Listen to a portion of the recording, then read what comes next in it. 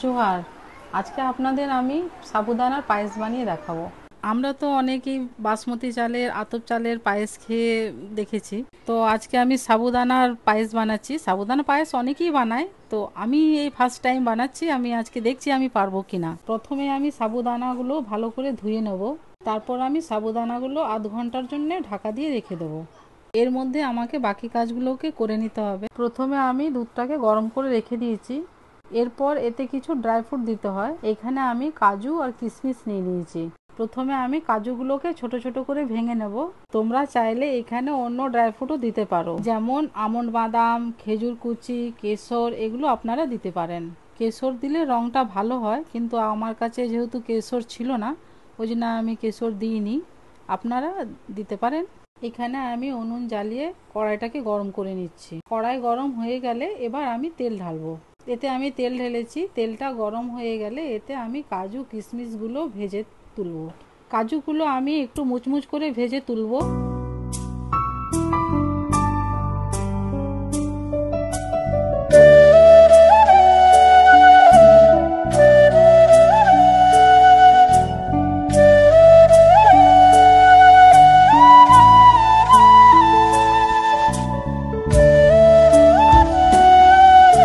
এরপর আমি কিশমিশও ভেজে তুলবো।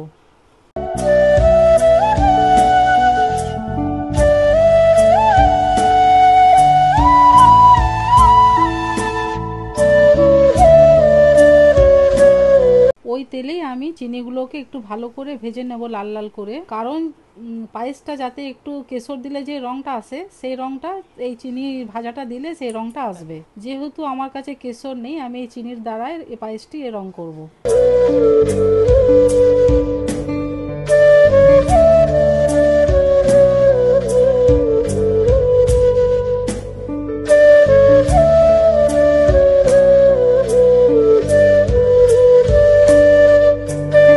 চিনিটা এবার লাল রং হয়ে গেছে। এবার আমি জাল দেওয়া দুধ চিনিতে ঢালবো।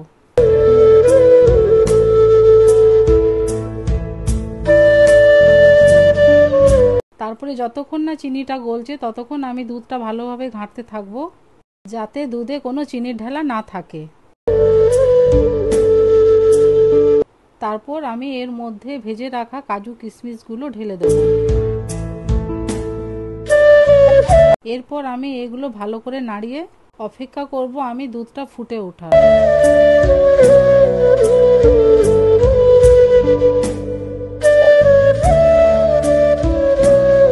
এরপর আমি সুন্দর ঘ্রাণের জন্য তেজপাতা দিয়ে দিচ্ছি।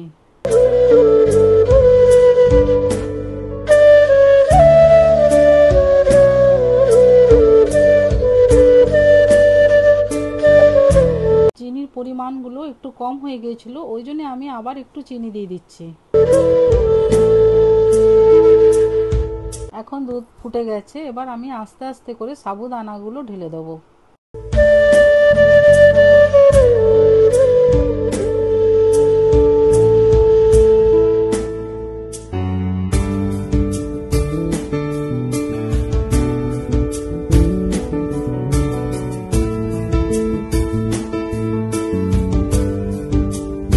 সাবুদানাগুলো ঢালার পর একভাবেই নাড়তে হবে, যাতে আর ওটা না বসে যায়।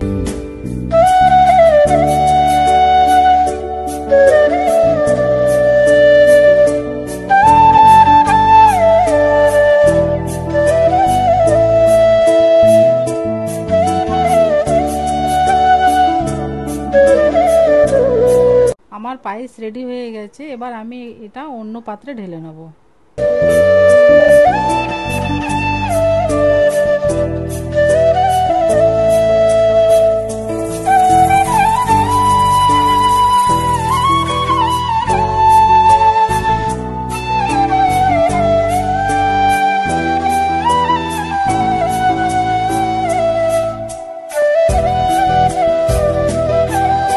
এবার টেস্ট করে দেখব যে পায়েসটা কেমন খেতে হয়েছে।